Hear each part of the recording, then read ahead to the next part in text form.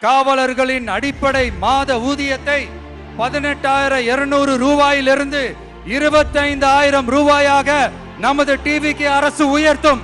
அதிக மன அழுத்தம் உள்ள பணிகளில் ஈடுபடும் காவலர்களுக்கு பணிப்படியாக மாதம் 1000 ரூபாய் கூடுதலாக வழங்கப்படும். காவலர் நலன் மற்றும் பணி நிபந்தனைகள் சட்டத்தை, அதாவது police welfare and working conditions act, நமது டிவிக்கு அரசு இயற்றும். அச்சட்டத்தின்படி காவலர்களின் பணி நேரங்கள் முறைப்படுத்தப்படும். அதிக பணி சுமை கொண்ட காவலர்களுக்கு வாரத்திற்கு ஒரு சுழற்சி முறை விடுமுறையை உறுதி செய்யப்படும். சலவை படியை, அதாவது வாஷிங் அலவன்ஸ் 500 ரூபாயிலிருந்து 1000 ரூபாயாக உயர்த்தப்படும். மேலும் மதுரை, கோயம்புத்தூர், திருச்சி, திருநெல்வேலி, சேலம் மற்றும் வேலூர் ஆகிய இடங்களில் காவலர் நல மருத்துவமனைகள் நமது டிவிக்கு அரசு நிறுவும்.